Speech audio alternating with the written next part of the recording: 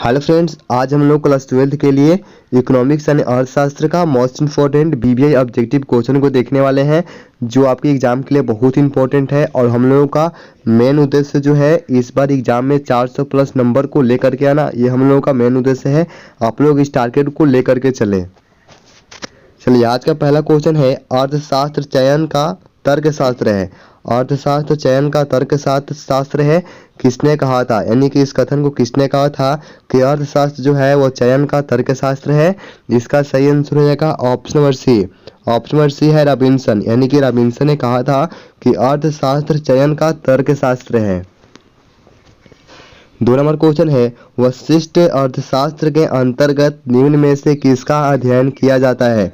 वशिष्ठ अर्थशास्त्र के अंतर्गत निम्न में से किसका अध्ययन किया जाता है, यह भी इंपॉर्टेंट क्वेश्चन है। इसका सही आंसर हो जाएगा ऑप्शन नंबर ए। ऑप्शन नंबर ए है व्यक्तिगत इकाई, यानी कि वशिष्ठ अर्थशास्त्र के अंतर्गत व्यक्तिगत इकाई का अध्ययन किया जाता है। 3 नंबर क्वेश्चन है निम्न में से कौन सी आर्थिक क्रियाएं अर्थशास्त्र की अध्ययन सामग्री के अंतर्गत सम्मिलित की जाती है, यानी कि कौन सी आर्थिक क्रियाएं हैं जो अर्थशास्त्र की अध्ययन सामग्री के अंतर्गत सम्मिलित की जाती है। इसका सही आंसर हो जाएगा option number C. Option number C है ए और बी दोनों, यानी कि ऑप्शन नंबर ए है असीमित आवश्यकताओं से जुड़ी आर्थिक क्रियाएं और ऑप्शन नंबर बी है सीमित साधनों से जुड़ी आर्थिक क्रियाएं, यानी कि ये दोनों आर्थिक क्रियाएं अर्थशास्त्र की अध्ययन सामग्री के अंतर्गत सम्मिलित की जाती है। 4 नंबर क्वेश्चन है निम्न में से किन आधार स्तंभ पर आर्थिक समस्याओं का ढांचा खड़ा है, यानी कि किस आधार स्तंभ पर जो है वो आर्थिक समस्याओं का ढांचा खड़ा है। इसका सही आंसर हो जाएगा option number C. Option number C है ए और बी दोनों, यानी कि ऑप्शन नंबर ए असीमित आवश्यकताएं, ऑप्शन नंबर बी है सीमित साधन, यानी कि इन दोनों के आधार स्तंभ पर आर्थिक समस्याओं का ढांचा जो है खड़ा है। चलिए, 5 नंबर क्वेश्चन है माइक्रोज जिसका अर्थ छोटा होता है, यानी कि माइक्रोज शब्द है जिसका अर्थ होता है छोटा, और आपको बताना है कि यह कौन सा शब्द है, यानी किस भाषा का शब्द है माइक्रोज। इसका सही आंसर रहेगा option number B. Option number B है ग्रीक, यानी कि जो माइक्रोज है वो ग्रीक भाषा का शब्द है और माइक्रोज का जो अर्थ होता है वो छोटा होता है। चलिए, 6 नंबर क्वेश्चन है निम्नलिखित में से कौन सा कथन सत्य है। निम्नलिखित में से कौन सा कथन है चारों में से जो सत्य है। इसका सही आंसर हो जाएगा option number C. Option number C दुर्लभता की समस्या चयन को जन्म देती है। दुर्लभता की जो समस्या है वो चयन को जन्म देती है, यह कथन सत्य है। 7 नंबर क्वेश्चन है साधन की प्रमुख विशेषताएं कौन सी है। साधन की प्रमुख विशेषताएं जो है कौन सी है।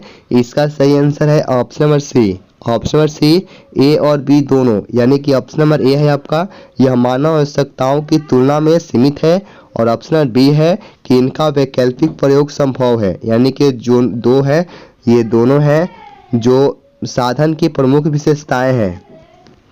चलिए, 8 नंबर क्वेश्चन है अर्थव्यवस्था की केंद्रीय समस्या कौन सी है। अर्थव्यवस्था की केंद्रीय समस्या कौन सी है। इसका सही आंसर रहेगा option number D. Option number D है इनमें से सभी, यानी कि ऑप्शन नंबर ए है साधनों का आवंटन, ऑप्शन बी है साधनों का कुशलतम उपयोग, ऑप्शन नंबर सी है आर्थिक विकास। ये तीनों जो है अर्थव्यवस्था की केंद्रीय समस्या है। चलिए, 9 नंबर क्वेश्चन है आर्थिक क्रियाओं के निम्न में से कौन से प्रकार हैं। आर्थिक क्रियाओं के निम्न में से कौन से प्रकार हैं, ये सभी प्रकार हैं, तो आर्थिक क्रियाओं के कौन से प्रकार हैं। इसका सही आंसर हो जाएगा option number D. Option number D, यानी कि इनमें से सभी, यानी कि आर्थिक क्रियाओं के प्रकार कौन कौन से हैं। ऑप्शन नंबर ए उत्पादन, ऑप्शन बी उपयोग, और ऑप्शन नंबर सी है विनिमय व निवेश, यानी कि ये तीनों जो है वो आर्थिक क्रियाओं के प्रकार हैं। चलिए, 10 नंबर क्वेश्चन है आर्थिक समस्या मूलतः किस तथ्य की समस्या है। आर्थिक समस्या जो है वह मूलतः किस तथ्य की समस्या है। इसका सही आंसर हो जाएगा ऑप्शन नंबर ए। ऑप्शन नंबर ए है चुनाव की, यानी कि जो आर्थिक समस्या है वह मूलतः चुनाव की समस्या है। चलिए, 11 नंबर क्वेश्चन है अर्थव्यवस्था को वर्गीकृत किया जा सकता है।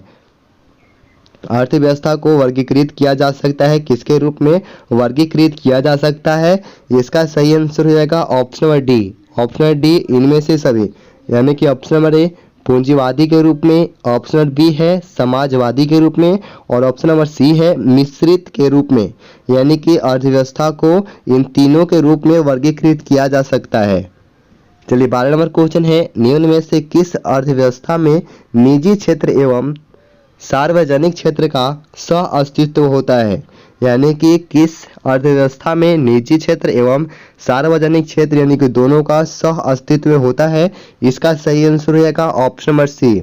ऑप्शन नंबर सी है मिश्रित, यानी कि मिश्रित अर्थव्यवस्था में निजी क्षेत्र और सार्वजनिक क्षेत्र इन दोनों का सह अस्तित्व होता है। ये भी इंपॉर्टेंट क्वेश्चन है। चलिए 13 नंबर क्वेश्चन है, एक समाजवादी अर्थव्यवस्था का मूल उद्देश्य होता है? यानी कि एक समाजवादी अर्थव्यवस्था का मूल उद्देश्य क्या होता है? इसका सही आंसर हो जाएगा option number D. Option number D अधिकतम लोक कल्याण, यानी कि अधिकतम लोक कल्याण एक समाजवादी अर्थव्यवस्था का ये मूल उद्देश्य होता है। 14 नंबर क्वेश्चन है, किस अर्थव्यवस्था में कीमत तंत्र के आधार पर निर्णय लिए जाते हैं? यानी कि किस अर्थव्यवस्था में कीमत तंत्र के आधार पर निर्णय जो है लिए जाते हैं? इसका सही आंसर हो जाएगा option number B. Option number B है पूंजीवादी, यानी कि पूंजीवादी अर्थव्यवस्था में कीमत तंत्र के आधार पर निर्णय को लिए जाते हैं। 15 नंबर क्वेश्चन है, उत्पादन संभावना वक्र का ढाल गिरता है? उत्पादन संभावना वक्र का ढाल गिरता है, किधर से किधर गिरता है? इसका सही आंसर हो जाएगा option number C. Option number C है ऊपर से नीचे, यानी कि जो उत्पादन संभावना का वक्र का ढाल जो होता है वो ऊपर से नीचे की ओर गिरता है। ये भी इंपॉर्टेंट क्वेश्चन है। चलिए अगला क्वेश्चन है 16 नंबर क्वेश्चन है, उत्पादन संभावना वक्र है। उत्पादन संभावना वक्र है क्या है? इसका सही आंसर हो जाएगा ऑप्शन नंबर ए। ऑप्शन नंबर ए है अक्ष की ओर नदोत्तर होती है। अक्ष की ओर नदोत्तर होती है उत्पादन संभावना वक्र, अक्ष की ओर नदोत्तर होती है। इसका सही आंसर हो जाएगा ऑप्शन नंबर ए। अक्ष की ओर नदोत्तर होती है उत्पादन संभावना वक्र जो होती है। जो 17 नंबर क्वेश्चन है, उस वक्र का नाम बताएं जो आर्थिक समस्या दर्शाता है? यानी कि उस वक्र का क्या नाम है जो आर्थिक समस्या को दर्शाता है? इसका सही आंसर हो जाएगा option number D. Option number D है उत्पादन संभावना वक्र, यानी कि उस वक्र का नाम है उत्पादन संभावना वक्र जो आर्थिक समस्या को दर्शाता है। चलिए 18 नंबर क्वेश्चन है, समष्टि अर्थशास्त्र के अंतर्गत निम्न में से किसका अध्ययन किया जाता है? समष्टि अर्थशास्त्र के अंतर्गत किसका अध्ययन किया जाता है? इसका सही आंसर हो जाएगा option number D. Option number D इनमें से सभी, यानी कि वह समष्टि अर्थशास्त्र है, यानी कि समष्टि अर्थशास्त्र के अंतर्गत ऑप्शन नंबर ए राष्ट्रीय आय, ऑप्शन नंबर बी पूर्ण रोजगार, ऑप्शन नंबर सी है कुल उत्पादन, यानी कि समष्टि अर्थशास्त्र के अंतर्गत इन तीनों का अध्ययन किया जाता है। चलिए 19 नंबर क्वेश्चन है, वशिष्ठ अर्थशास्त्र की शाखाएं कौन सी है? वशिष्ठ अर्थशास्त्र की शाखाएं कौन सी है? इसका सही आंसर हो जाएगा option number D. Option number D इनमें से सभी, यानी कि वशिष्ठ अर्थशास्त्र की शाखाएं जो है ऑप्शन नंबर ए वस्तु कीमत निर्धारण, ऑप्शन नंबर बी साधन कीमत निर्धारण और ऑप्शन नंबर सी है आर्थिक कल्याण। ये तीनों जो है वशिष्ठ अर्थशास्त्र की शाखाएं हैं। 20 नंबर क्वेश्चन है, उत्पादन के निम्न में से कौन से साधन है? उत्पादन के निम्न में से कौन से साधन है?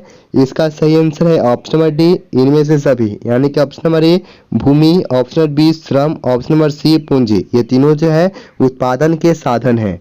और ये आज का लास्ट क्वेश्चन था। अगर आप चैनल पर नए तो चैनल को सब्सक्राइब कर ले, वीडियो को लाइक करें, दोस्तों के साथ शेयर करें और वीडियो से रिलेटेड आपको कोई भी डाउट रहता है तो आप लोग कमेंट बॉक्स में जाकर के पूछ सकते हैं। मिलते हैं अगले वीडियो में। धन्यवाद।